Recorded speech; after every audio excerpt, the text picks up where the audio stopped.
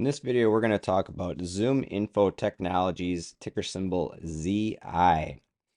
Over the course of this year to date, this company's down 40%. Over the course of 1 year, down 59%. So what we're going to do is we're going to go over financials, the most recent financial statement that they've released, to look at the valuations and figure out a fair market value for ZI and also a 30% margin of safety. And then we'll take a look at the stock chart and see where the technicals are trading. So right here we have a company summary of what Zoominfo Technologies does. So they generate revenue by selling subscriptions to its platform. This is a data as a service company, which also has SaaS as well. The platform is designed to increase revenue for its customers who can easily measure the impact because Zoominfo integrates with the systems they use to attribute revenue. So the company's platform leverages AI and machine learning to gather data from millions of sources. So one of my biggest questions immediately from that is like, okay, what kind of data are they collecting from all these sources? So I went on their page here, and one of the things I wanted to know is what kind of are they collecting personal information? Because I feel like that's not a company you want to invest into. But what they do is they collect business related data only. They didn't really give too many specific details as to what kind of data. I said that they collect business information to help organizations and the people who work at them to connect on sales, marketing, talent, and recruiting efforts. So, very broad statement there as to what they do collect. Another thing that I saw was, do they support phone spammers, which was like another question I had based on data collecting, because that's where Zoom or those spam callers get you, because I get so many spam calls. But no. So per what they're telling us is that no, they don't help them out. They just specifically help out businesses, and they do on their homepage have a little like chart of different businesses that they help out. Right here, you can see they're trusted by 35,000 plus businesses. You got JP Morgan, T-Mobile, Zoom, Gartner, Snowflake. A bunch of really well-known companies use Zoominfo. So it kind of tells you that, they've got a good, solid, clientele base, right? These people are going to pay them for their services. So it's nice to see that they've got 35 different thousand businesses that they support and supply this service to, which also, because it's a subscription type model and some of these are contracts, they can very easily increase their prices, I think, and that would help out their revenue tremendously, right? Just by increasing pricing. But let's hop over to the most recent earnings report. So beginning here, we're on the balance sheet. They've got 661 million cash available. It had a decline in their accounts receivable by just nominal amount of money, really, but this will show up in the cash flows. Most of these changes on this balance and this balance sheet will show up on cash flows. If the assets go down in value, then it'll be an increase on cash flows. If assets increase in value, then it'll be a decrease on cash flows, and vice versa on the liability section here as well. So far, my first pit stop here as a question or a concern is the intangibles and the goodwill. Altogether, they've got $2.5 billion in intangibles. Now, my biggest or not my question, but my biggest thing is it's probably reason why they've got so many intangibles listed is probably because this is most of their assets is tied up into technology base, such as their DaaS. I'm guessing that's what this is tied into, because if there's no other assets here really to support what their website holds in terms of data. So I'm assuming that a lot of the goodwill is what was where that's coming from, is their overall data center that they have. So we can see here they have deferred taxes, and so I wrote these all in as I'm going through this sheet too, just so that way as I'm going through, I'm not deleting questions and just putting answers in. So my initial question was like, okay, company overpaid its taxes and can now reduce/eliminate its taxes until this cash is used up. So I was like, man, that seems like a a terrible use of money. Could be used to grow the company, do something else with it besides overpaying for taxes.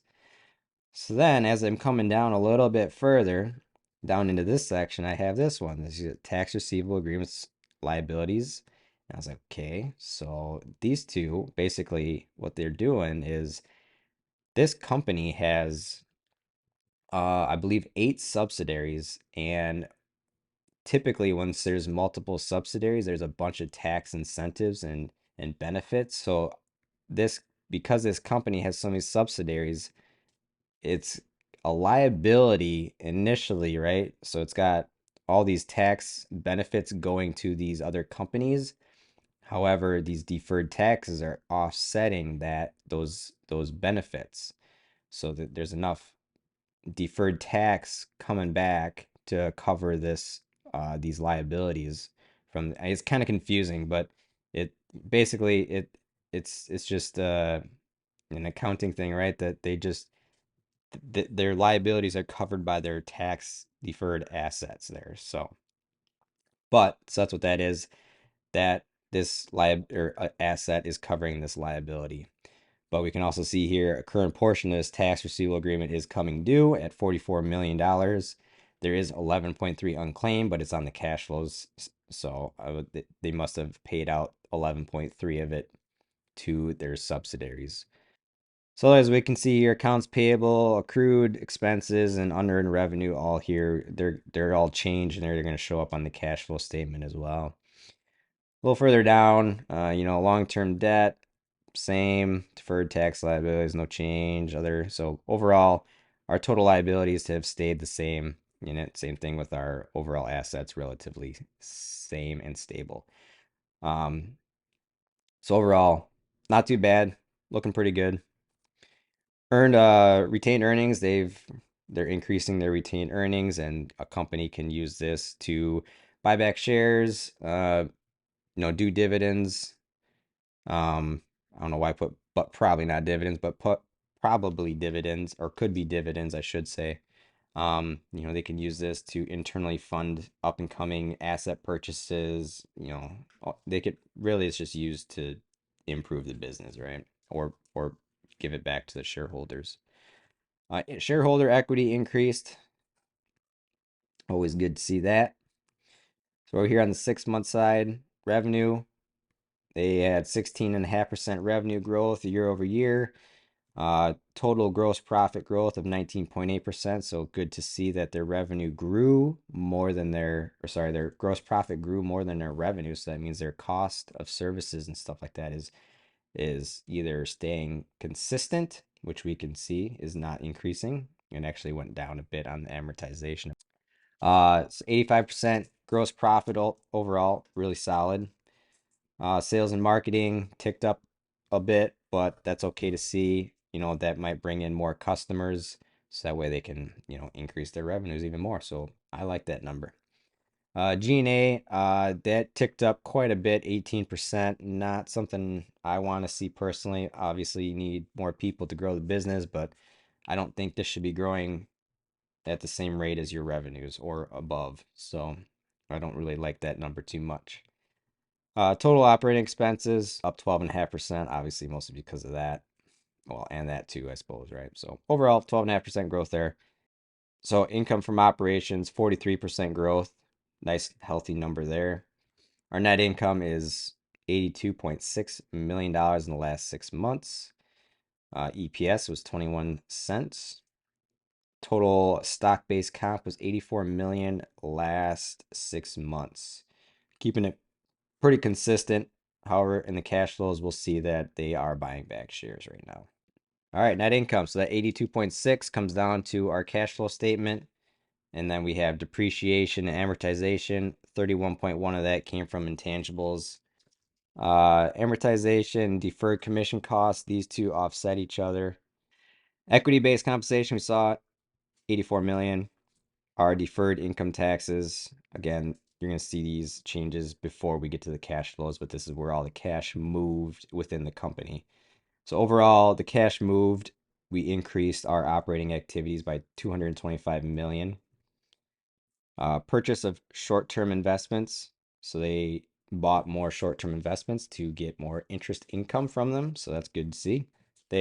So now that gives us 225 minus our CapEx of 12.6 million gives us 212 million free cash flow for the last 6 months, or 415 million free cash flow annually. Net cash used in financing activities, majority of that was because they bought back the shares. They had a repurchase program of 100 million, so they used a good chunk of that 100 million. So they offset that 84 million that they attributed. So net they bought back 3 million more shares than they gave out. So overall, we had a net increase in cash of 95 million. Their previous cash was 424 million. Now they're sitting at 519 million cash in cash equivalents and restricted as well. Overall, balance sheet and financial statement, I should say, looking pretty good. All right, back to the valuation spreadsheet here. We can see their market cap 10.73 billion. They do not pay out a dividend. They have return on equity only sitting at 5.4%. Really would like to see 15. Return on invested capital of 6%. Same thing, would like to see 15% there as well. They have a gross margin of 84.47%, operating margin 19%, profit margin 10%. These are trailing 12 months numbers, by the way.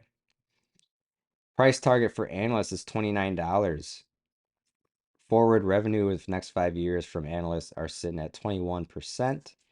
And down here we can see we have a financial forecast. Here's where we're sitting. Our revenue growth, we're kind of sitting, really we don't want to look too far out here because now we've only got 4 analysts covering it. So really we're only going out to 2025 at the moment. But growth here, you're probably looking at mid-teens revenue growth grower based on these 3 numbers here.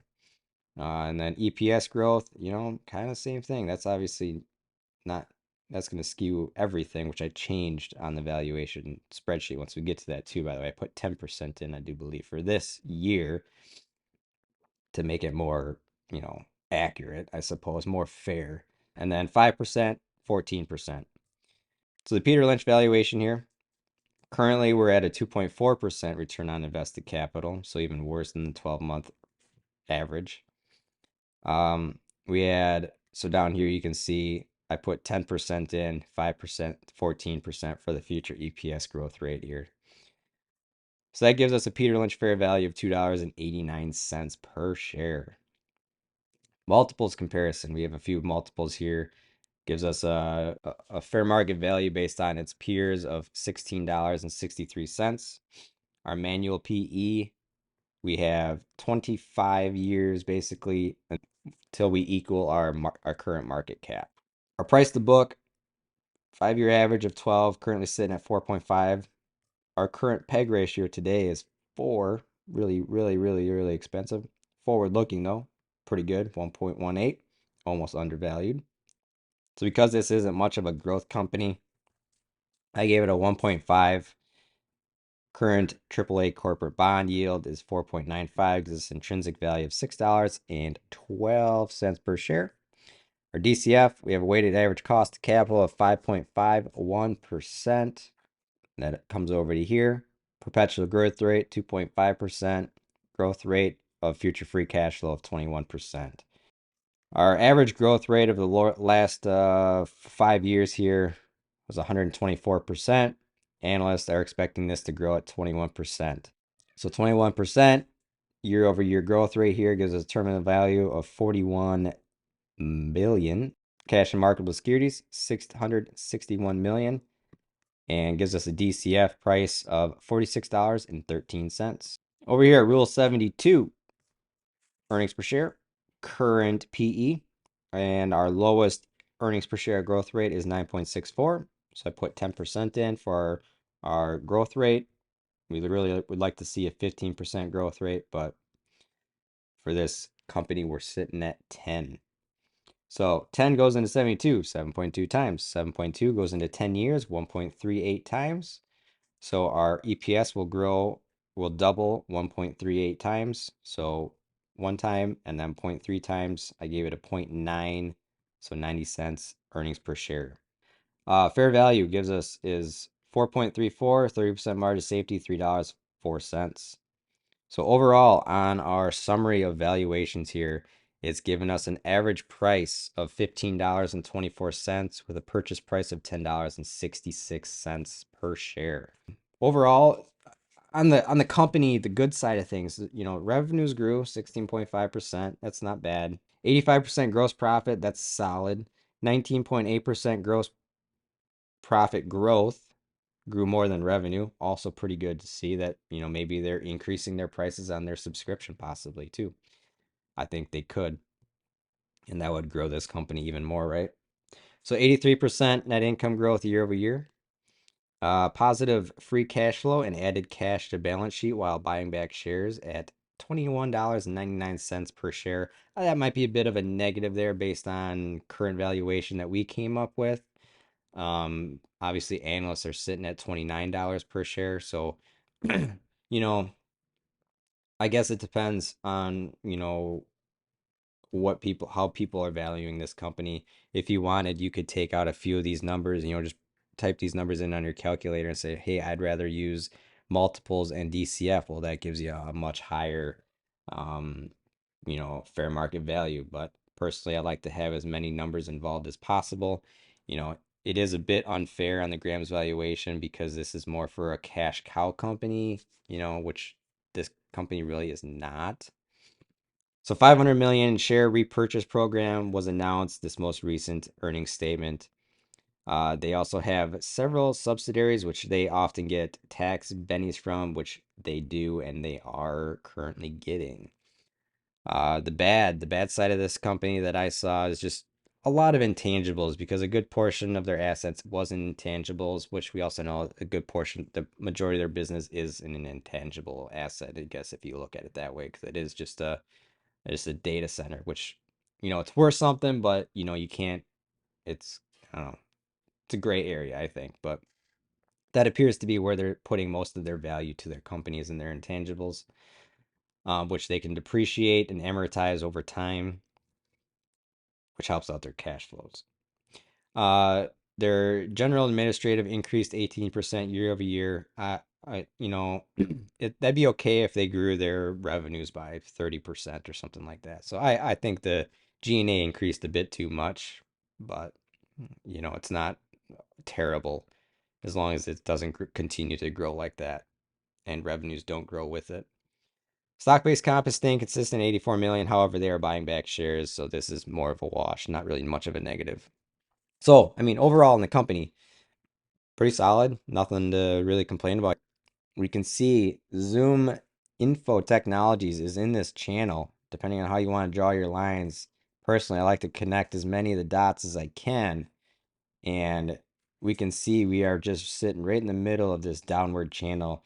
Their most recent earnings, their whatever it was, their guidance, I think they missed on their revenues actually, and you know, they dropped substantially in value there.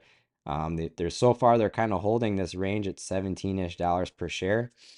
Um, Based on price action, I mean, you can't deny that this is not in a downtrend, and it's likely to continue going lower for now until something changes on the financial side of things. So, I mean, honestly, I could probably see this company coming down into what would that be? My head is in the way. Let's call it,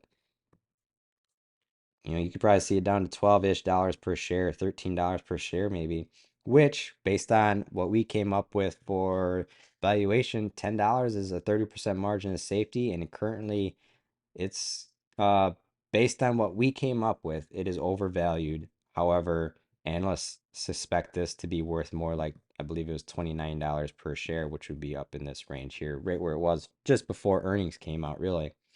I don't think this thing's worth $80 per share. It's definitely valued down here unless revenues start turning around. They start acquiring more businesses that want to use their service.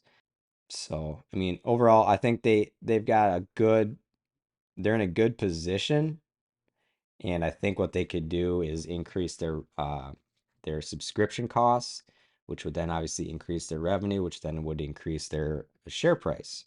So, I believe they've got some very easy options to increase, to generate more revenue. So I think overall there's room to be had to grow for sure. But this concludes the stock analysis for Zoom Info Technologies. If you found value in this video, drop a like and subscribe. If you have any stocks that you're interested in having valued, drop those in the comments down below and we'll add them to the list. But that's it. So thanks for watching, and we'll be back soon with another stock valuation video.